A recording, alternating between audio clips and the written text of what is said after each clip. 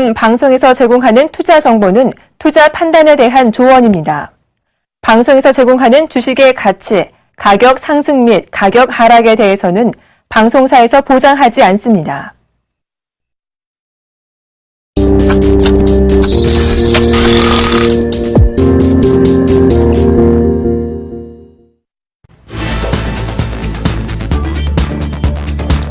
안녕하십니까, 남원호입니다.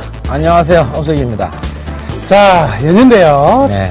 부처님 올해는 참 잘 오신 것 같아요. 어떻게 그렇죠. 딱 5월 6일날 오셔가지고 네. 이렇게 4일 연휴가 됐는데 연휴 동안에 어떤 계획 잡아놓으시고 계세요? 그렇죠. 일단 일을 좀 연휴기간에서 쉬기 때문에 다른 건 적어두고 가족을 위해서 소박한 여행을 좀 가까운 데로 다녀올 생각입니다. 봄나들이 좋죠. 예. 이 연휴 기간 동안에 참 직장인들 같은 경우에는요, 이런 연휴 잘 없잖아요. 어떻게 좋은 계획을 세우고 즐거운 시간을 보내셔야 되는데, 주식 때문에 또 고민하고 계신지 궁금하시네요. 자, 주식에 대한 염려는요, 막상막하 투맨쇼 오늘 프로만 딱 보시면서 다음 주 전략 짜시고, 종목까지 하고 나면, 그다음부터는 잊어버리시고, 즐거운 나날만 보내시면 될 것 같습니다. 자, 그럼 막사가 투맨쇼 본격적으로 시작해 보도록 하겠습니다.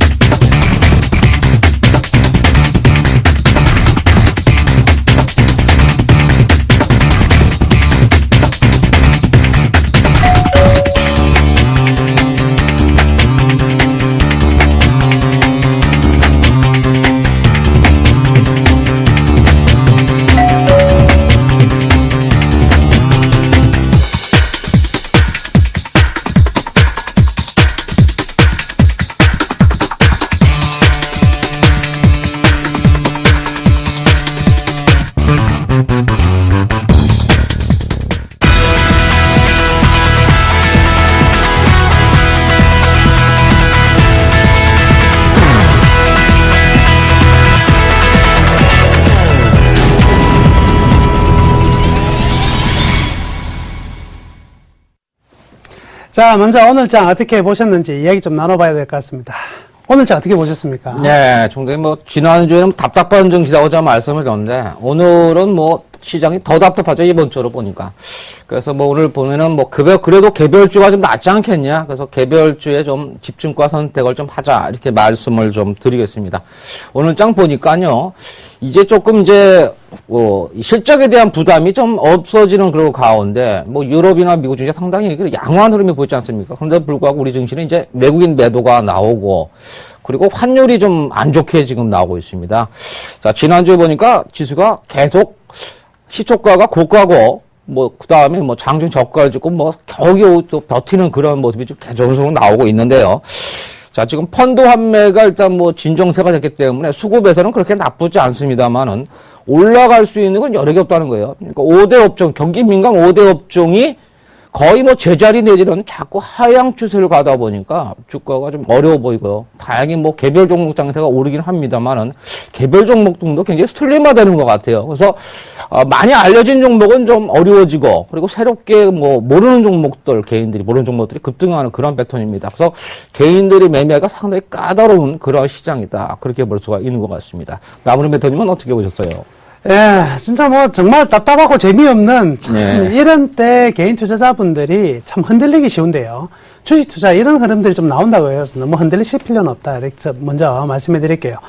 일단 오늘도 외국인들이 한 1,000억 정도, 1,500억 정도의 순 매도를 나왔는데 4일 연속이네요. 그리고 선물에서는 3일 연속 매도가 나왔는데 현선물 매도 규모를 보면 지난번 매수했던 부분에서 두 개의 갭이 있었는데 그 갭을 좀 줄여 나가고 있는 과정이다. 이렇게 볼 수가 있겠습니다. 오늘은요, 특히나 우리나라 4일 연휴가 남아있기 때문에 외국인들 같은 경우나 기관 같은 경우에는 주식을 사가지고 넘어가고 싶은 생각 별로 없을 거예요. 그래서 가지고 있는 것들 중에 좀 리스크가, 불확실성에 대한 리스크가 있는 종목들은 좀 매도를 했는데 주로 대부분 이제 프로그램으로 나왔다는 거죠. 오늘 프로그램으로 나온 게 2천억이 넘었으니까 실질적으로 외국인들은 프로그램으로 매도한 걸 제외하면 한 500억 이상의 순매수를 보인 것은 맞습니다.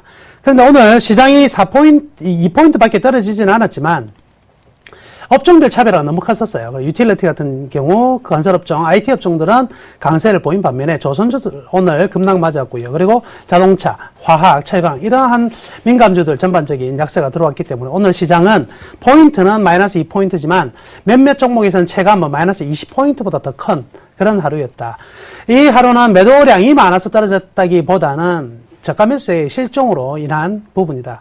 그러면 저가 매수에 없어서 떨어진 부분은요, 다음 주 수급이 다시 들어오는 부분에 대해서는 빠르게 회복이 가능할 것이니까요. 사실은 크게 염려할 부분은 없지 않나, 이렇게 볼 수가 있겠습니다. 그래서 코스닥이나, 그리고 아까, 오멘토님께서 말씀하신 중소형주 중에서는 새로운 보석 찾기가 좀 현재 좀 진행 중인 것 같고요. 1분기 실적, 여튼요, 이제 1분기 실적도 발표도 거의 막바지로 흘러가는데, 이 막바지 끝나고 나면 흔드는 장은 끝나고요. 다시 한번 강한 랠리가 나오지 않을까, 이렇게 생각을 해봤습니다. 오세기 멘토님, 다음 주 한 3일 정도밖에 안 되지만, 전망 네. 어떻게 봐야 되죠? 그렇죠. 지금 연휴하고 솔직히 3일밖에 되지 않기 때문에 또 우리가 또 쉬는 가운데 미국이 또 어떻게 될지가 또 관건이라고 볼 수가 있습니다. 차트를 보면서 뭐 다음 주 설명을 드리겠습니다. 지난주에는 제가 바닥을 찾는 작업이 이번 주에 나올 것이다 말씀드렸는데 뭐 그런 작업이 나왔죠. 다음 주에도 크게 오르기는 좀 어렵지 않겠냐 봅니다. 왜냐하면은 주가 패턴이 지금 계속 하향입니다. 단지 1차적으로 이제 1950포인트의 지지가 확인될 수 있느냐, 그것이 이제 관건이라고 볼 수가 있는데, 이전이라고 했죠? 예. 자, 보시게 되면은, 자, 예전에, 예, 이 121선을 돌파하기 직전에, 그죠? 돌파했을 때 쌍머리를 치고 주가가 내려오는데 2단계 하락을 내왔었어요. 그게 이제 1차가 이제 1950포인트 정도, 중간 지점이라고 이제 볼 수가 있는데, 거기에서의 지지가 좀 확인되는 것을 좀, 역시 확인되는 그런 시점이 좀 필요해 보이고요. 만약에 1950이 무너진다면 1920까지 내려올 수 있는 그런 흐름이죠. 그래서 다음 주에도 연휴는 이제 3일밖에, 이틀을 재면 이제 시장은 3일밖에 되지 않는데, 따라서 1차적인 1950포인트의 지지업을 다음 주에 확인하는 작업이 좀 나와야 되지 않겠냐 봅니다. 그래서 거래소는 수급이 대형주 쪽은 좀 불안한 가운데 개별주들의 움직임이 나오지 않겠냐. 그래서 지수는 크게 볼 필요 없습니다. 1950에서 1980 정도 아주 좁은 박스권이다, 이렇게 볼 수가 있고요. 코스닥을 뭐 잠깐 보시면은, 자, 코스닥 보시면은 코스닥도 이제 뭐 급등세는 거의 뭐 끝나지 않느냐, 그렇게 보여지고 있고, 다음 주에도 거래소와 마찬가지로 바닥 찾는 작업이 550포인트 내외 정도에서 좀 나오지 않겠냐. 그래서 550포인트를 좀 저점으로 놓고 올라간다면은 565포인트 해가지고 박스권 흐름이 다음 주에 나오면서 코스닥도 개별도 좀 슬림화되면서 새로운 종목들이 좀 등장하지 않겠냐, 그런 겁니다. 그래서 개인들이 이럴 때는요, 매매를 좀 자주 하지 마시고요, 있는 종목, 좋은 종목은 그대로 보유하면서 편안하게 관망해 보는 것도 좋습니다. 제가 봐서는 장이 지금은 굉장히 불안해요. 그러나 악재들은 다 지금 해소되고 있다는 겁니다. 그러면은 결국 펀더멘털로 제자리 작업이 들어오지 않겠냐 보기 때문에 주가는 큰 하락보다는 횡보하면서 시간이 지날수록 자기 뭐 실적이라든지 펀더멘털상 제자리 찾는 작업이 점점 나오지 않겠냐. 그래서 큰 이제 악재나 어려움은 없이 이렇게 흐르는 장이 나오지 않겠냐, 그렇게 생각이 듭니다. 나무리 배트님 다음 주 어떻게 보세요? 저는 다음 주에도 역시 이제 두 가지의 싸움이 일어날 것 같습니다. 하나는 낙폭 과대냐, 즉 낙폭 과대에 의한 기술적 반등이 강하게 나올 수 있느냐, 몇몇 업종별로. 분명히 다음 주에도요, 시장의 흐름이 전반적으로 동시에 움직이는 흐름은 나올 것 같지 않아요. 오늘 보여준 흐름이 다음 주에도 극명히 나타날 것 같은데, 몇몇 업종과 몇몇 업종이 서로 완전 차별화되는 이런 흐름들이 나올 것 같은데, 중심이 과연 어느 쪽에 있을까가 굉장히 중요한 것 같습니다. 오늘 같은 경우에는 아직 실적 실적이 부족한 부분들과 그리고 연휴라는 이벤트가 있기 때문에 아무래도 안전지향적 매매가 있을 수밖에 없을 것이고요. 그래서 음식료라든지 유틸리티 그리고 SK텔레콤 등의 종목들이 상승한 것은 일단 변화가 없을 것이라고 본 종목들은 그대로 남겨두었다는 것이고, 변화의 소지가 있는 종목들 같은 경우에는 급격히 떨어뜨렸던 부분이거든요. 다음 주에는 좀 이러한 부분이 해소되는 국면으로 가지 않을까. 그래서 오늘 급락했던 여러 업종들이 이제 반등, 연휴 끝나면서 반등이 좀 본격적으로 나오기 시작할 것 같고요. 실적이 계속 좋았던 이 음식료라든지 기타 내수 관련 종목들은 어느 정도 시장의 중심을 살짝 내려놓을 가능성도 충분히 있는 것 같습니다. 따라서 지금 많이 떨어진 종목을 추격해서 매도하기보다는 많이 떨어진 종목도 대부분의 종목들이 대형주 같은 경우는 낙폭 과대 종목들이 허다하게 있기 때문에 미리 따라가면서 매도하지 마시고 그대로 보유하셨으면 되겠고요. 반면 중소형주 같은 경우에는 이번 1분기 실적이 전분기 또는 전년 동기 대비 좀 약화된 흐름이 나올 때는 과감하게 던져주셔야지 된다. 이렇게 말씀해 드릴게요. 이번 그 중소형주의 조정은 아직은 언제 들어올 것이다, 몇 포인트 올 것이다 예측하기는 분명히 힘듭니다만은 들어오게 된다면 좀 강하게 들어올 가능성이 많거든요. 적정 부분에 탄력이 떨어지는 순간부터는 이익 실현하는 전략이 좋을 것 같고요. 시장은요, 여튼 조정이 있더라도 조정 폭은 의미가 없다. 그리고 기간이 문제인데, 기간은요, 실적 발표 시즌이 끝나면 이제 시장은 본격적으로 다시 한번 안도랠리가 스타트될 가능성이 크다. 저는 이렇게 보고 있으니까요. 다음 한 주도 역시 좀 기대를 하셔도 될 것 같습니다. 자, 이제 본격적으로 오늘 장 우리 시장을 들었다 놨다 했던 특징주 몇 종목들 살펴봐야 되겠죠. 화면으로 먼저 살펴보시겠습니다. 자, 첫 번째 종목입니다. 현대중공업입니다. 현대중공업. 아유, 오늘 장중에 큰 폭으로 떨어졌다가 그래도 장막판에 좀 꼬리를 달아놓은 흐름이 나왔어요. 자, 현대중공업 어떻게 보셨습니까? 예. 그 중공업 주식. 사실 뭐 경기민감주 중에 올해 좀 기대했던 게 사실은 뭐 조선업종 아니었습니까? 네. 그래서 조선이 좀 올라가면서 뭐 화학이라든지 철강이 좀 좋아지면서 경기가 좋아지지 않게 잡았는데, 조선업종이 뭐 작년에 건설주에 그걸 뭐 리바이벌 하는 것 같아요. 작년에 건설주가 뭐 좋다고 그러다가 뭐 저가 수주하면서 실적이 까보니까 굉장히 안 좋았다는 거죠. 지금 현대중공업이 그 꼴을 좀 당했습니다. 지금 1분기 영업이익이 영업손실이 1,889억 어닝 쇼크가 나오면서 아주 안 좋게 나왔죠. 자, 아무래도 이제 2분기까지는 이러한 현상이 나올 것으로 봅니다. 그래서 오늘 뭐 꼬리를 달았습니다만은 아무래도 크게 오르기보다는 좀 횡보 국면이 좀 나오지 않겠냐 보는데, 오늘 외국인들이 기관하고 매도가 좀 됐어요. 그러나 이제 하반기에는 좀 낫지 않겠냐 그래 봤을 때 주가는 좀 선반영됐다, 그렇게 좀 보여집니다. 그래서 일단 뭐 보유 전략이 바람직해 보이고요.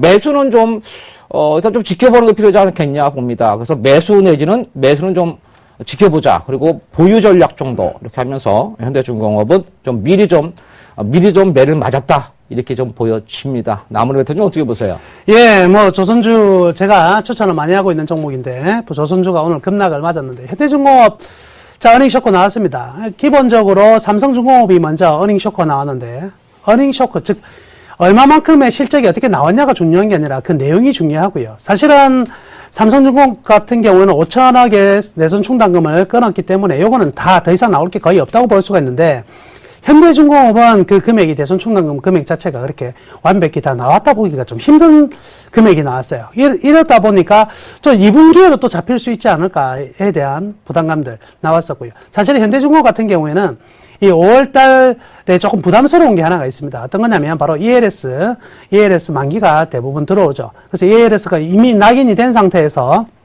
낙인 해지가 끝났고요. 결국 이제 다시 현금화가 될 때 이 물량이 나올 수 있는 가능성이 크다. 이런 부분까지 좀 제기가 되면서 전체적으로 심리가 많이 좀 악화가 됐는데요. 재밌는 사실은요, 현대중공업이 주가가 이렇게 떨어지면서, 여기 한번 보시면은 주가가 떨어지면서 이렇게 거래량이 늘어난 적이 없었다는 거죠. 거래량이 아주 아름답게 늘어나고 있는데, 이 거래량 속에서 숨은 매수자가 있었습니다. 그 숨은 매수자가 누구냐면 위에 빨간색으로 보여지는 바로 증권사죠. 증권사가 이렇게 매수한다는 것은 결국 나왔네요. 무슨 부담은 없다. ELS 낙인 물량은 부담이 없다. 이렇게 봐야 될 것 같고요. 좀 단기적으로 접근을 하는 것 같습니다. 그래서 기술적 반등이 분명히 나올 자리는 확실하고요. 또 그냥 일반적으로 우리 그랜비리 투자 전략에서 나오는 것처럼 200일선과의 과대 이격이기 때문에 적어도 아직까지 리스크는 좀 있는 상황이긴 하지만 기본적인 반등은 다음 주에 나오지 않을까. 반등 이후에 어느 정도 이제 또 강세 전환이 될지는 사실 좀 의문입니다만은. 여튼요, 좀 악재를 겹치고 있는 것 같습니다. 이러한 저가 수주의 부분은 과거로부터 현재까지 보여주는 거고, 현재로부터 미래를 보여주는 거는 현대중공업이 지금 아직까지 다른 빅2에 비해서 이 현대중공업이 조금 떨어지는 부분이 있어요. 올해. 이 부분이 조금 주가를 좀 더 하방으로 미끄러 떨어지고 있는 부분이고, 더군다나 또 이제 안타까운 소식이 또 하나 있었죠. 네, 노동자 사망 사건이 있어가지고 지금 조업이 중단된 상태이거든요. 요거에 대한 손실 또 불가피한 부분이 분명히 존재한다. 그래서 일단 당분간 기술적인 반응은 다음 주에 충분히 기대를 할 수가 있을 것 같고요. 그 속에서 어느 정도 다시 새로운 모멘텀을 찾아가고 수급적인 안정화가 되느냐가 가장 관건인 것 같습니다. 일단 역시 저도요, 가지고 계신 분들은 지금 자리에서는 팔 가격이 절대 아니다. 이렇게 말씀해 드릴게요. 자, 두 번째 종목 한번 살펴볼까요? 두 번째 키워드 종목은요. 네, 대우 인터내셔널입니다. 자, 대우 인터내셔널 같은 경우에도요. 참 최근의 흐름이 상당히 좀 갑자기 좀 변동성도 커졌고 오늘도 좀 많이 떨어졌는데 왜 떨어졌습니까? 예, 아무래도 이제 포스코에 대한 그동안 프리미엄을 좀 받았죠. 대우인터가 포스코의 계열사로서 이제 시너지가 나지 않냐 해가지고 지금 그동안 이제 양호했는데, 이제 포스코가 이제 재무구조 개선이죠. 어떻게 보면. 예, 매각을 지금 검토하고 있죠. 그러나 대우인터넷 실적이 상당히 좋습니다. 지금 영업이익이 54% 들어가게 되면 상당히 좋게 나오는데도 불구하고 주가는 프리미엄이 이제 사라지면서 주가가 좀 내려간다, 이렇게 볼 수가 있는데, 결국 근데 대우인터넷을 가만히 보면요, 이런 펀더멘털이 사실은 좀 높아요. 그러나 이제 포스코에 대한 계열사였기 때문에 시너지 효과 때문에 그동안 이제 어느 정도 이 펀더가 높은 상황에서도 유지가 됐었는데, 그것이 이제 사라졌기 때문에 주가가 하락하고 있는 것 같습니다. 오늘 34,900원 정도 내려왔는데, 일단 포스코에 대한 프리미엄이 사라졌다. 그래서 주가는 제가 봐서는 크게 오를 수는 없어요. 이제 앞으로 이제 제자리 찾는 작업을 좀 진행될 것으로 보이는데, 과연 포스코가 사라진 다음에 적정 주가가 얼마냐, 이것은 조금 더 봐야 됩니다. 그리고 나서 향후에 들어오는 영업이익에 어느 정도 실적이 반영되는 이걸 봐야 되기 때문에, 지금 현재 주가 하락은 아직은 끝났다 안 끝났다 말하기 좀 어렵습니다. 근데 올라가기는 상당히 더 어렵지 않겠냐 봅니다. 그래서 보유하신 분들은 일단 보유 전략을 나가되 신규 매수는 조금 더 지켜보는 게 좋다, 이렇게 볼 수가 있고요. 이 대형주가 내려갈 때 일반 분들은 꼭 추가 매수를 하려고 그래요. 근데 너무 빨라요. 지금은 조금 전에 말씀드렸듯이 실적은 좋지만은 그동안 포스코에 대한 프리미엄과 그 다음에 펀더멘털이 상당히 높았다는 겁니다. 그래서 이것들이 보름에서 정도, 한 달 정도는 좀 진행될 것으로 봅니다. 그래서 만약 추가 매수한다 그러면 그때 이후로 연계도 좋아 보이고요. 단지 보유 전략. 그러나 지금은 매도하기는 좀 너무 많이 내렸기 때문에 갖고 계신 분들은 보유 전략 유지하시기 바랍니다. 나무를 대표님 어떻게 보세요? 예, 지금 매각설 나오면서 급락을 했다가 또 반등이 나왔다가 다시 또 오늘 급락이 나오는데, 사실 이 매각을 아직 하지 않았지 정확히 정해진 건 아니잖아요. 그렇죠? 이거 자체가 조금 불확실한 것 같습니다. 아까 이제 오멘터님께서 말씀하셨다시피 지금 사실은 이게 PBR이요. 이 종목 같은 경우는 5.77이니까 굉장히 높은 종목이면은 틀림이 없습니다. 그렇지만 이제 기대할 수 있었던 부분은 그간에 실적 대비 상당 부분 또 주인이 없었을 때는 저평가되었던 국면도 분명히 존재를 했었거든요. 현재는 지금 미얀마 가스관 전 같은 경우에도 향후 이익 창출 부분이 굉장히 커지기 때문에 분명히 기업 자체 내용은 분명히 좋다. 그런데 지금 시장의 관심은 이 기업의 실적이 아니라 이 기업이 어떻게 될 것인가가 더 관심인 것 같습니다. 그러다 보니까 아무래도 이 포스코에서 매각설이 이미 이제 나왔기 때문에 이 불확실성이 완전히 제거되기 전까지는요, 주가는 좀 춤을 추지 않을까. 어느 쪽이든 올라가든 떨어지든 그 방향성을 예측할 수 없다면 매수는 지금 타이밍은 아니다. 역시 이렇게 봐야 될 것 같습니다. 자, 세 번째 키워드 종목 보시겠습니다. 아주 핫한 종목입니다. 예, 오늘 세 번째 종목은요, LG전자입니다. LG전자가 요즘 최근, 이 미운 오린 새끼였던 LG전자가, LG그룹이 LG이노텍부터 올라가고, LG디스플레이, LG전자까지, 흐름이 아주 좋은데요, LG전자. 어떻게 봐야 되죠? 예. 과거에도 그랬습니다. LG전자를 사지 말고 항상 삼성전자를 사라고 그러지 않습니까? 근데 요즘 삼성전자가 맥을 못 추다 보니까 이제 LG전자가 좀 상승을 보고 있습니다. LG전자 실적을 보니까 이제 가전 부분에서 상당히 선방을 했어요. 휴대폰 부분에서는 아직도 적자고, 지금 예상은 2분기에는 휴대폰 부분에서도 흑자가 나오면서 실적이 좋아지지 않겠냐 얘기가 좀 나오고 있습니다. 그러나 이제 이 LG전자도 뭐 마찬가지로 펀더멘탈이 높아요. 보시게 되면은 삼성전자의 퍼가 10도 되지 않습니다. 근데 LG전자는 사실 펀더멘탈이 굉장히 높아요. 앞으로 올해 내년 과연 실적이 어느 정도 땡겨가지고 줄지 모릅니다만 지금 장은 좀 반등 같습니다. 뭐 2분기 실적이 좋다 하더라도 펀더멘탈을 용인해가지고 7만 원 이상을 유지하기는 좀 쉽지 않아 보인다 그렇게 보여집니다. 그래서 있는 분들은 제가 봐서는 뭐 올라갈 때마다 좀 줄이는 전략이 필요하지 않겠냐 보여지고 있고 매수도 조금 피해야 되지 않겠냐 그렇게 좀 생각이 되네요. 나머지 좀 어떻게 보세요? 저는 조금 다른 시각인데요. 일단 뭐 LG전자가 사실은 이제 굉장히 좋지 않은 부분들 있었죠. 스마트폰이나 휴대폰 부분에서 너무 이제 처지면서 전반적으로 주가가 거의 뭐 전혀 힘을 쓰지 못했습니다. 근데 역시 이제 1분기 이제 서프라이즈가 나왔는데 사실은 그러면서도 불구하고 스마트폰 시장에서 3위에서 5위로 좀 내려왔긴 해요. 근데 기대하고 있는 부분은 바로 이제 중국 시장 같습니다. 하반기에 중국에서 LTE 시장이 열리는데 중국의 이 LTE 방식은요, 시분할 방식이거든요. 근데 여기에서 이미 삼성전자와 LG전자가 시제품을 이미 만들어내고 출시한 적이 있기 때문에 시분할 방식에서의 LTE 굉장히 좀 성과가 나오지 않을까 이렇게 보고요. 또 하나, 분명히 이 그림 한번 보시면 회사가 변화가 좀 생기고 있습니다. 분명히 어떤 부분이냐면 매출액이 상당히 지금 계속 안정적으로 늘어나고 있다는 것이거든요. 다만 이제 문제가 되는 거는 이익은 과거의 이익의 거의 절반도 되지 않는 이익은 굉장히 많이 줄어 있습니다. 그런데 이번 매출의 증가가 곧 이제 이익의 증가를 끄집어 올 가능성도 분명히 크다. 이렇게 봐야 될 것 같아요. 그래서 지금이라면 분명히 이제 바닥은 통과를 했고요. 이제부터 점진적인 상승 정도의 흐름이 나오지 않을까. 조만간에 제가 다음 주나 아니면 다다음 주에 저희 추천 종목으로 LG전자가 들어올 가능성이 굉장히 높다. 미리부터 말씀해 드리도록 하겠습니다. 그래서 가전 부분에 기대할 부분도 많고요. LG전자 같은 경우는 아직은 지금 크게 최근에 많이 올라왔긴 했지만 뭐 부담은 별로 없는 가격이면 틀림이 없다. 저는 이렇게 제시하도록 하겠습니다. 자, 지금까지 오늘장 특징 종목에 대해서 이야기 나눠봤고요. 이제 우리 멘토분들의 수익률 점검 나서봐야 되겠습니다. 화면으로 오늘의 수익률 한번 보시죠. 5월 2일 금요일 막상막하 투맨쇼 포트폴리오 수익률 확인해 보도록 하겠습니다. 먼저 나무누멘토 포트폴리오입니다. 현재 포트에는 5종목 편입되어 있는데요. 오늘장 휴맥스가 1.6% 상승 마감하면서 0.4%의 수익률을 기록하고 있습니다. 또한 삼성중공업을 포트폴리오 신규 종목 편입 준비로 다음 주장 시초가에 매도 의견 주셨으니까요. 전략 잘 참고하시길 바랍니다. 다음은 오세기멘토의 포트폴리오입니다. 지난 30일 대한해운 종목을 매도 의견 주셨는데요. 오늘장 시초가인 27,100원에 11.1%의 확정 수익률로 매도 처리가 됐습니다. 나머지 두 종목은 모두 보유 의견 주셨네요. 다음은 오늘장 막상막하 투맨쇼 멘토별 포트폴리오 수정사항입니다. 먼저 조민규 멘토의 현대차 종목이 장중 손절가 22만 8천원을 터치하면서 마이너스 4.2%의 손실 확정으로 매도 처리가 됐고요. 리노스 종목을 매수가 2,900원에 재편입 시도해 주셨습니다. 또한 예병구 멘토의 에코플라스틱이 장중 손절가인 2,550원을 터치하면서 마이너스 6.3%의 손실로 매도 처리가 됐으니까요. 다음 주장 전략에 참고하시길 바랍니다. 이번에는 포트폴리오 수익률 베스트입니다. 오늘장 수익률 베스트 먼저 2위부터 확인해 보도록 하겠는데요. 2위는 오세기멘토의 쌍용 머트리얼이 22.1%를 기록하고 있고요. 그 뒤를 나무누멘토의 쌍용차가 19.5%로 3위를 기록하고 있습니다. 4위에는 김용준 멘토의 동국 SNC가 18.9%로 4위를 차지하고 있네요. 그 뒤를 예병군 멘토의 바텍이 15.2%로 5위를 기록하고 있습니다.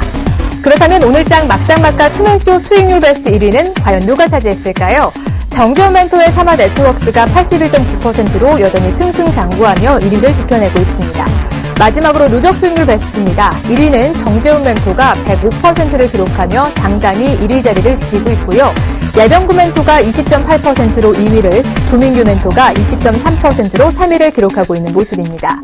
과연 다음 주장 포트폴리오 순위에는 어떤 변동률이 생길지 막상막하 투맨쇼 멘토들의 다음 주장 수익률도 기대해 주시기 바랍니다.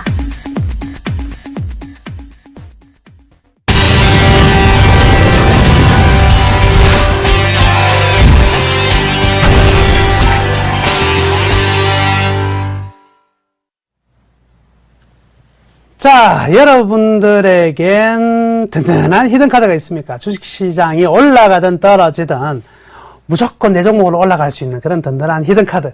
저는 분명히 히든카드를 가지고 있습니다. 시장이 단순히 최근의 흐름들이 좀 안 좋아서 쉬고 있을 뿐이지 결코 흔들리지 않는 아주 좋은 종목들을 가지고 있는데요.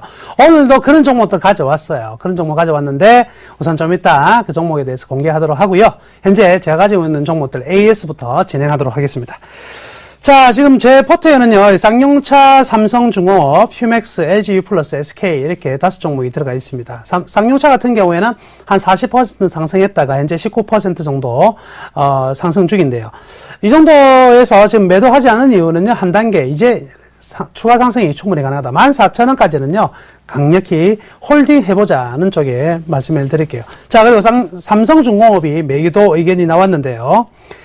자, 삼성중공업을 매도하는 가장 큰 이유는요, 일단 우리 종목에서 포트를 5종목밖에 가져갈 수도 없다. 그리고 손절가 부분이 이제 들어왔기 때문에 기계적으로 우리 일단 매도를 한다. 이렇게 말씀을 드릴게요. 그런데요, 이거는 잊으시면 안 됩니다. 제가 펀더멘탈을 기점으로 이 종목들을 추천한 종목들은요, 여기에서 기계적으로 나가게 되더라도 저는 항상 매도하지 말고 가지고 가시라고 이렇게 말씀해 드렸습니다. 그러한 종목들이 작년에도 대표적인 종목들이 SK 하이닉스 같은 종목이 있었고요. 한국전력 같은 경우에도 마이너스 10% 그때 원전 사목이 고장나면서 터치했을 때 이 종목은 팔 수가 없는 종목이다. 그러고 나서 지금 4만 원까지 가 있죠. 제2의 SK 하이닉스와 한국전력의 모습을 분명히 삼성중공업은 할 수 있다. 그것은 전망이 아니라는 거죠. 지금 자체가 지극히 펀더멘탈 대비 저평가되어 있기 때문에 그 저평가가 재평가 정도 수준만 되어도 현 가격에는 있을 수가 없습니다. 최소한 37,000, 8,000원 정도까지는 가야지 현재 저평가의 국면이 해소되는 국면이고 그 다음에는 성장성을 논할 수가 있거든요. 여튼요, 조선주는 그래서 사실은 지금 팔자리는 아닙니다. 그리고 다음 주 수요일 날, 목요일 날 순간적으로 또 떨어질 수 있습니다. 근데 순간적으로 떨어진다고 해서 이 종목이 하락으로 바뀌는 것은 아니니까요. 이럴 때는요, 아무리 흔들어도 좀 굳건하게 펀더멘탈을 믿고 가져가는 이런 투자가 훨씬 좋겠다. 이렇게 말씀해 드릴게요. 역시 아까 현대중공업과 마찬가지로요. 현대중공업, 대우조선해양, 그리고 삼성중공업 이 세 종목은요. 지금 기관, 특히 증권투자, 증권사에서는요. 이 종목들 지금 안 놓치고 계속 담아가고 있다는 거 꼭 한번 기억에 해 두시면 되겠습니다. 따라서 신규 종목 편입을 안 하시는 분들 같은 경우에는 신규 종목 편입하지 마시고 삼성중공업 계속 가져가시기를 바라겠고요. 신규 종목을 저와 함께 따라 하시겠다 하시는 분만 한번 잘라내고 다른 종목 이렇게 편입을 하자. 이렇게 말씀해 드릴게요. 자, 그 다음 종목입니다. 휴맥스네요. 휴맥스.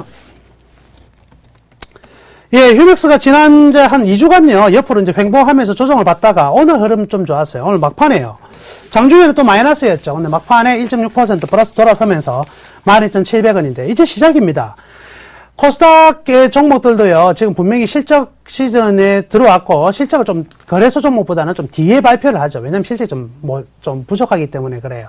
근데 1분기 실적 휴맥스 대단하죠. 그렇기 때문에 실적 발표 이후에 모멘텀이 더욱더 많이 생길 수 있는 종목이거든요. 그래서 휴맥스는 이제부터 그간의 조정을 딛고 상승을 시작할 것이다. 이렇게 말씀해 드리겠습니다. 따라서 휴맥스 역시 계속 무리 없이 보유하시면 될 것 같고요. 자, 그 다음에 LGU 플러스입니다. 이날 좀 고민을 좀 했어요. 이때 제가 어떤 고민을 했었냐면, 대박 플러스도 얘기를 했었나요? SK텔레콤과 LGU 플러스 두 개, Y 시간에 이야기했군요. SK텔레콤과 LGU 플러스 이 두 개 종목이 지금은 이제 다시 가는 시점이다. 그래서 제가 SK텔레콤을 가져올 것인가, LGU 플러스를 가져올 것인가 선택을 했었는데, LGU 플러스가 개인 선호 종목이라 가지고 추천을 했는데, SK텔레콤이 더 많이 갔네요. 그런데요, SK텔레콤 가면, SK텔레콤 혼자만 가고, LGU 플러스 못 가는, 이런 개념이 아니라는 거죠. SK텔레콤은 이 통신주 전반적으로 이끌어가는 종목이고, KT와 LGU 플러스가 둘이 서로 분명히 점유율 싸움이 일어나는 부분이죠. 그래서 SK텔레콤이 지금 최근 굉장히 많이 상승하면서 통신주에 대한 전반적인 어떤 관심을 다시 끌어당겼고요. 저평가를 다시, 재평가를 받는 어떤 시각을 유지하도록 해놨거든요. 그렇다고 본다면, 이제 다음 주는요, LGU 플러스의 차례가 아닌가, 이렇게 볼 수가 있겠습니다. 지난번 추천에도 말씀해드렸지만은요, 참 재밌는 것은 영업 정지가 되면 주가가 올라가는 참 희한한 종목입니다. 그렇죠? 계속 보유하시기를 바라겠고요. 마지막 SK입니다. 예, 자회사부터 시작해가지고 이게 뭐 버릴 수가 없는 부분인데 최근에 이제 이 종목도 마찬가지입니다. 주가가 어디에 영향을 받았냐면 그냥 시장의 영향을 받았을 뿐이에요. 기업의 내용이 문제가 생겼다면 과감히 매도합니다. 근데 기업의 내용이 문제가 생긴 것이 아니라 시장이 쉬어가면서 같이 쉬는 거는요, 시장의 탓으로 그대로 돌리셔도 괜찮습니다.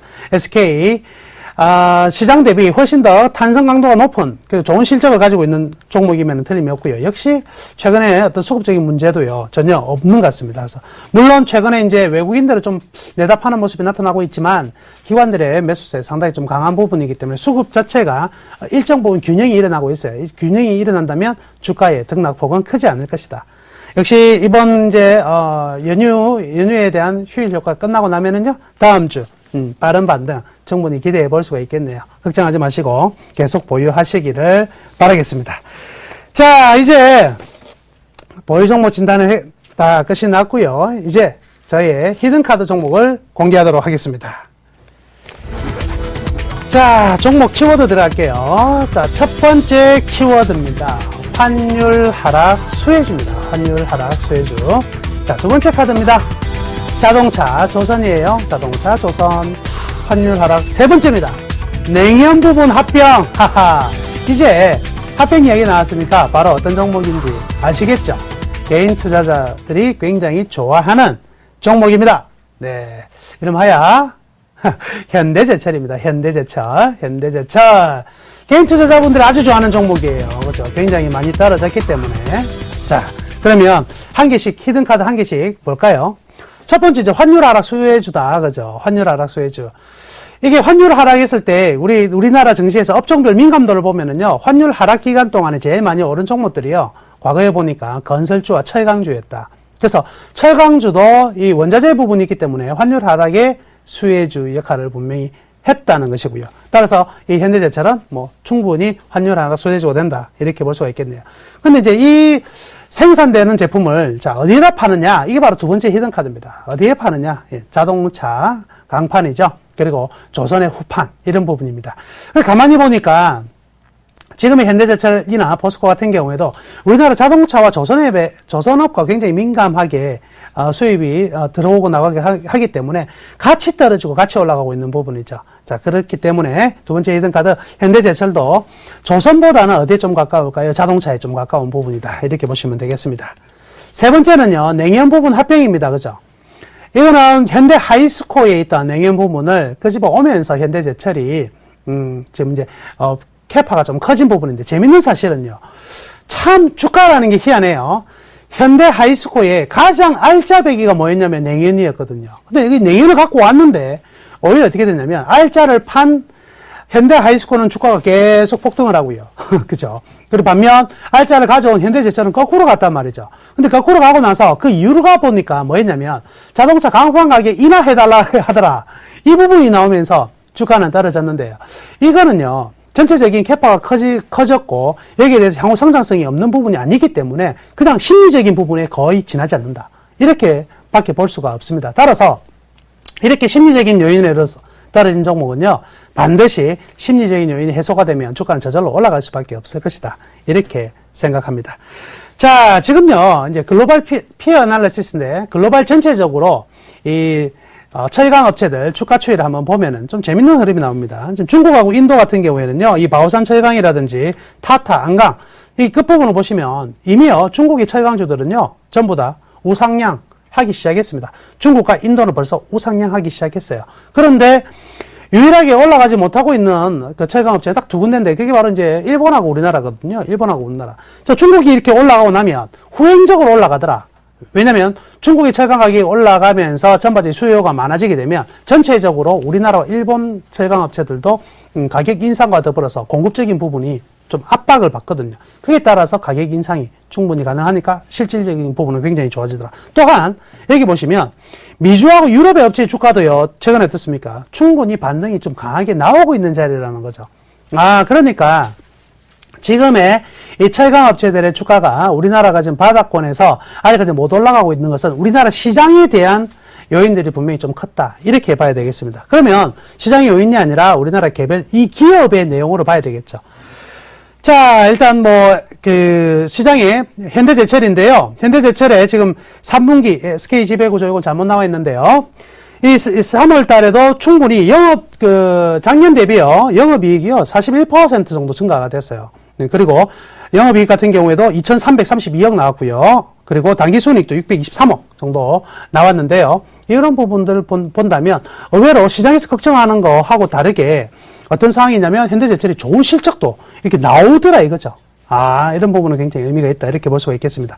자, 이 그림 한번 보시죠. 이게 지금 현대제철의 실적 지표인데 제가 항상 이런 거 잘 가져오잖아요. 끝단에 한번 보시면 어떻습니까? 매출액이 이번 내년 포함이 되지 않는 가운데 3분기 대비 4분기가 늘었거든요. 근데 내년 포함이 된 1분기는요.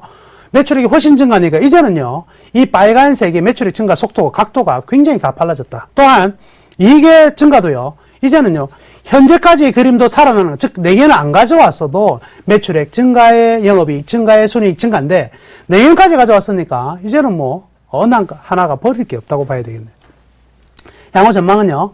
자, 1분기 실적 시장 컨센서스 충족했고요. 자, 자동차 강판 사업 부문에서 합병 효과라 매출액이 41%, 영업이익이 91%, 순이익이 219% 증가니까 매출액 대비 순이익의 레버리지가 5배 정도가 되는 거죠. 굉장히 레버리지가 높다. 그러면 향후에 이익의 증가 속도는 굉장히 빠를 수밖에 없을 것 같고요.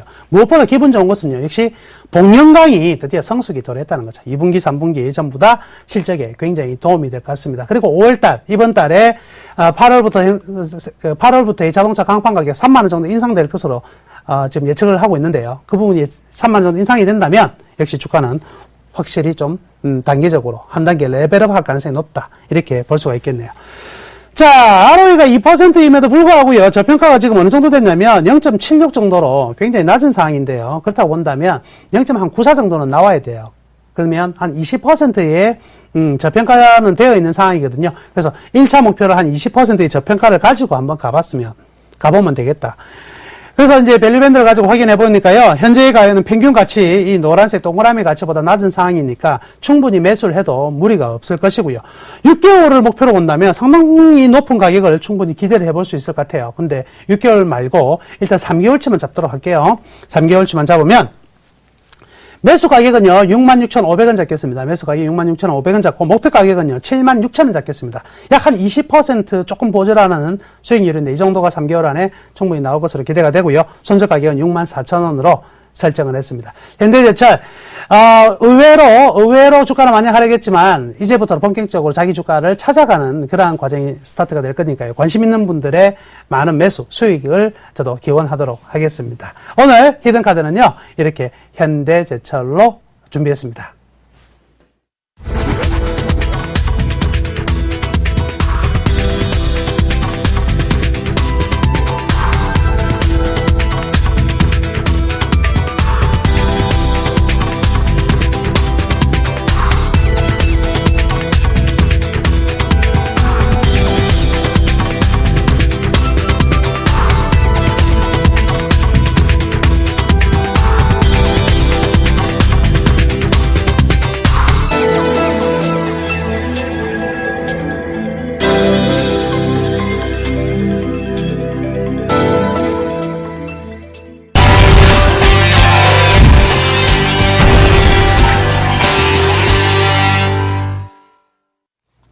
네.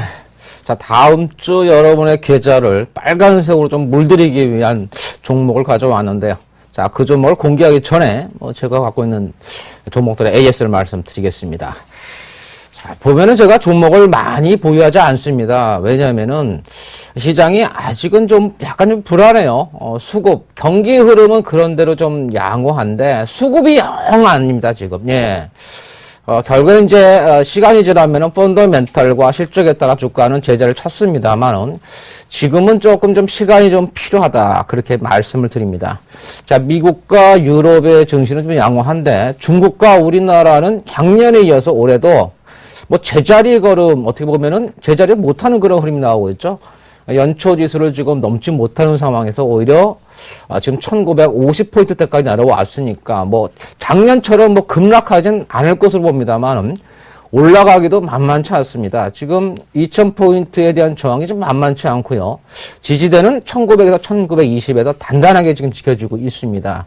그래서 대형주들은 조금 시간이 필요하기 때문에 제 포트폴리오는 주로 이제 중소형주 위주로 여러분에게 좀 빠르게 좀 이렇게 종목을 추려서 많이 아니고 주식들을 줄여서 조금 제가 포유를 하고 있습니다. 자, 첫 번째 종목은 대한해운입니다. 자, 대한해운 종목은 제가 매도 의견으로 좀 매도를 했습니다. 자, 이 종목은 상당히 좀 아쉬워요. 매도를 해놓고도 자, 이 종목은 경기가 조금만 좋아지면은 쉽게 많이 올라갈 수 있는 종목인데 일단 뭐 악재가 좀 출현이 됐죠. 예, 그것은 이제 5월 14일 날 1224만 조 제3자 배정한 그 물량이 보이에서 풀립니다. 그러다 보면은 아무래도 주가 흐름은 조금 아마 상승에 제한을 좀 받을 가능성이 상당히 높습니다. 오늘까지 뭐 외국인들이 한 4일째 매수하면서 오늘은 좀 몰랐습니다만은 이거 펀더멘탈 그 흐름 경기를 보면은 대한해운은 상당히 이득이 높습니다. 지금 해운 업종이 상당히 안 좋아요, 우리나라. STX 펜오션이 지금 무너졌고, 한진해운이 무너졌고, 현대상선이 무너졌고, 남아있는 것은 어떻게 보면 SS 해운이라든지 대한해운 정도인데, 대한해운이 지금 실적이 상당히 좋아지고 있다는 거죠. 어떻게 보면은, 살아남은 자의 어떻게 보면은 향연이라고 볼 수가 있는데, 그래서 치킨 게임에서 일단 이겼다 볼 수가 있죠. 물론 이제 그 전에 지금 상당히 우여곡절이 많았습니다만은. 그래서 대한해운이 일단, 그 보이에서 물량, 수급 때문에 일단은 매도를 좀 했다. 이렇게 좀 생각해 주시기 바라고요. 그러나, 5월 14일 이후에 한 5월 30일까지 한 보름 정도 물량이 나오면서 어느 정도 소화만 해준다면은, 목표가는 35,000원까지 상승하지 않겠냐 봅니다. 그래서 5월 말 이후 6월 달에도 제가 주가가 뭐 3만 원 이하 정도를 유지를 하면서 뭐 25,000원 이하 내려가지 않고 2만 한 6, 7천 원 유지하면서 꾸준하다면은 아마 제가 다시 한번 추천을 해야 될 종목이 아닌가 이렇게 봅니다. 그래서 갖고 계신 분들은 27,500원 정도만 유지한다면은 갖고 가셔도 되고요. 27,500원을 만약에 무너진다 그러면 매도를 한번 했다가 25,000원 부근 정도에 재매수하는 것도 괜찮아 보입니다. 그리고 신규 매수는 일단 5월 말 이후에 한번 보자 이렇게 말씀드리겠습니다. 자, 두 번째 종목은 쌍용 머티리얼이죠. 예, 이 주식은 뭐 보면은 저가주라고 볼 수가 있는데 액면가가 500원이 이건 뭐 저가주는 아닙니다. 그죠? 예, 오늘 또 약간 약세로 종가로 마감이 됐죠. 보합에서 이제 종가로 마감 마이너스로 끝났는데 자, 이 종목은 역시 뭐 전기차 관련해가 제가 말씀을 드렸고요. 자체 개발은 세나박 제품이 전기차 핵심 부품이다. 그리고 근래에 나온 게 이제 연구자석 그 소재죠. 그것이 이제 글로벌 부품사인 보쉬의 그 요청에 의해서 증설을 해가지고 앞으로 실적 행사에 된다. 그러니까 연구자석 소재가 페라이트 마그네트죠. 그것이 이제 세계 점유율이 12%인데 15% 이상 뭐 올해 나오지 않겠냐 그렇게 본다면은 쌍용 머티리얼은 다른 것보다도 매출보다도 지금 주목해야 될 것이 결국에는 기술력입니다. 자체 개발해가지고 글로벌 부품사가 인정할 정도로 그 부분에 대해서 지금 어느 정도 참 잘하고 있다는 겁니다. 그러면은 쌍용 머티리얼은 앞으로 전망 상당히 밝다 이렇게 봅니다. 그래서 이 종목은 잔물결에 흔들리지 마시고요. 계속적으로 보유 정도 하시면서 끌고 가시기 바랍니다. 매수는 저는 항상 2,600원 정도 부근 정도 전후오면은 추가 매수도 가능하다 이렇게 말씀드립니다. 결국엔 3,000원이 넘어갈 것이다 이렇게 제가 말씀드리겠습니다. 자, 마지막은 이제 넥스턴이라는 종목인데요. 넥스턴이 좀 아쉬워요. 지난주 뭐 추천드리고 뭐 월요일 날은 뭐 가게 오르다가 월화 오르다가 결국엔 밀렸는데 오늘 뭐 보니까 수급으로 좀 많이 밀렸죠. 장중간 이게 거래가 많이 되는 종목은 아닙니다. 그래서 작은 물량 거지도 많이 흔들리고 있는데 그래서 오늘 막 수급에 의해서 5,000원, 6,000원을 좀 붕괴되면서 제가 이제 마이너스권 수익률이 좀 기록했는데 걱정을 제가 하지 않습니다. 자, 이 종목은 경기 민감의 대표주인 기계업종 내 그 핵심 종목이에요. 이 종목의 그 기술력은 상당히 우수합니다. 이게 CNC 자동 선반이라고 하는데 이 기술력이 얼마나 우수하냐면요. 이 절삭력이 아주 좋아가지고 3D 프린트 업종, 3D 프린터에 들어갈 수도 있고 이 쓰임새가 상당히 많습니다. 자동차라든지 통신장비, 의료부품, 가전에도 쓸 수가 있고 뭐니 해도 실적이 올해 한 220억에서 작년에 220억에서 올해 한 400억 정도 가까이 나온다고 하니까, 이 회사의 실적 탄탄하다고 볼 수가 있습니다. 그리고 CEO도 그만큼 지금 열심히 지금 일하는 그런 모습, 회견하는 걸 제가 들었는데, 따라서 앞으로 전망은 좋다. 그렇게 말씀을 드리겠습니다. 자, 그래서 이상으로 제가 AS는 좀 마치겠습니다. 자, 그러면은 제가 가져온 히든카드 종목 키워드 화면을 보시면서 설명을 드리겠습니다. 자, 키워드 한번 보시죠. 네, 첫 번째는 역시 전기차입니다. 자, 두 번째는 테슬라죠. 자, 마지막으로 기술적으로 매수 시점이라는 겁니다. 예. 자, 이 종목을 보시면 첫 번째, 전기차인데요. 이 전기차가 올해는 상당히 좋을 것으로 봅니다. 글로벌 경기가 이제 좋아지게 되면은 미국이나 유럽, 중국까지도 전기차에 대한 투자는 이제 당연한 겁니다. 지난번 모터쇼 보니까요, 상당히 전기차에 대한 그런 희망을 많이 남았는데요. 그래서 전기차는 이제 휘발유 차지 시대는 이제 전면적으로 이제 사라지고 전기 시대가 오겠죠. 그래서 이 전기차의 핵심 부품이라고 볼 수 있어요. 자동차용 전동 컴프레셔용 인버터가 최고의 수준의 기술력을 갖고 있다. 그렇게 말씀드릴 수가 있고요. 자, 테슬라인데요. 테슬라의 부품을 공급할 정도면은 그만큼 기술력이 아주 좋은 겁니다. 근데, 제가 가져온 종목이 한라비스테온 공조를 통해서, 전동 컴프레셔용, 인버터 공급이 확정이 됐습니다. 그래서 테슬라에서 기술을 인정을 했다. 그만큼 앞으로 실적이나 기술력에서 상당히 크게 좀 늘어날 것이다. 그렇게 보여집니다. 자, 마지막으로 이제 매수 시점인데요. 상당히 이제 매수가 중요하죠. 주가라고 하는 것은 적정 가치 내지는 매출 희망 부분에서 넘어서는 경우가 상당히 많은데 고가에서 사면은 좀 안 돼요. 그러니까 일단 3개월간 가격하고 기간 조정이 좀 마무리가 좀 됐습니다. 그래가지고 퍼 자체도 이제 10 정도 내외니까 아주 적정한 가격에 여러분이 여기서 사도 크게 물리지 않고 오히려 매수해서 수익이 날 수 있는 자리에 들어왔다. 이렇게 볼 수가 있습니다. 그래서 매수 시점에서 아주 기술적으로 좋은 자리에 들어왔다. 이렇게 볼 수가 있겠네요. 자, 그래서 제가 가져온 종목을, 히든 종목은요. 네, 성창 오토텍입니다. 자, 성창 오토텍, 거래소 대형주 하시는 분들은 좀 모르지만은, 개별주 하시는 분들은 상당히 이 종목을 잘 아시리라 생각이 듭니다. 자, 성창 오토텍은 주가 급등락이 좀 많아요. 지금 700만 주인데, 절반 정도가 대주주가 갖고 있으니까 350만 주기 때문에 상당히 좀 급등하기 심해져. 자, 뒤에 화면을 보시면요. 이겁니다. 바로 여러분이 이제 제가 모를까봐, 제가 지금 그림을 가져왔어요. 이런 걸 만들어내고 있다. 그래서 뒤에 그림 보시면은 이게 바로 세계적으로 유명한 자동차용, 전동 컴프레셔용 인버터입니다. 이것이 바로 테슬라에 들어가는 물건이고요. 자, 그러면은 테슬라에 들어갔는데 이 종목이 지금 왜 매수 시점이 들어갔다? 이게 일봉 차트예요.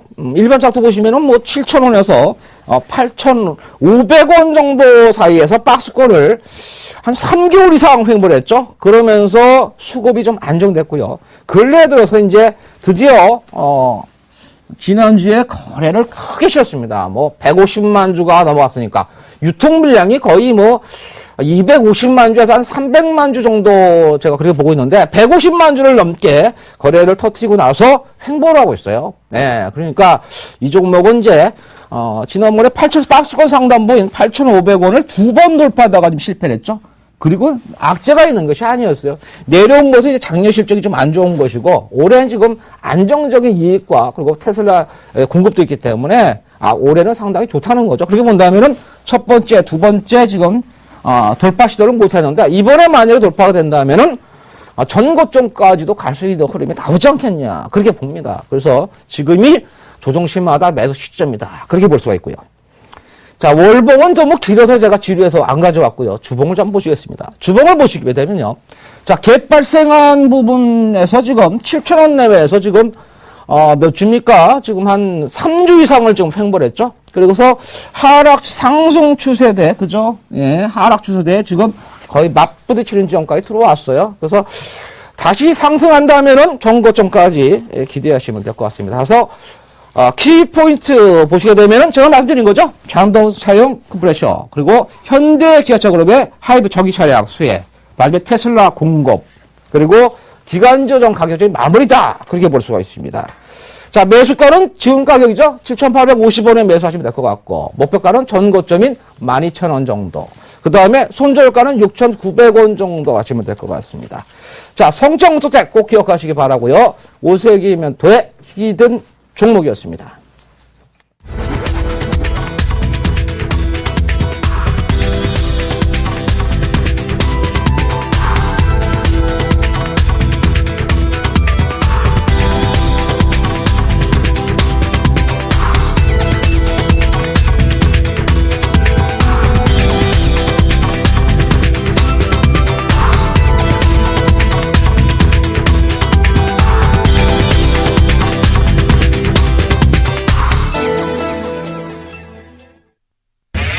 검색창에 샘플러스를 입력하시고 전문가 방송을 클릭하시면 서울경제 특급 전문가들이 여러분의 수익률을 책임집니다.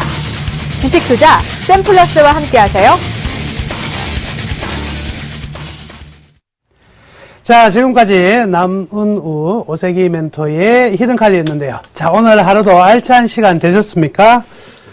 예, 여러분을, 시청자분을 위해서, 저희들은 늘 노력을 하고 있습니다. 자, 막상막하쇼 계속 시청하시기 바랍니다. 자, 오늘 많은 이야기 나누시느라 지금 오세기 멘토님도 고생 많으셨고요. 여러분들이 끝까지 시청해 주셔서 우선 감사드립니다. 여러분, 내일도 예. 수익 내러 오세요.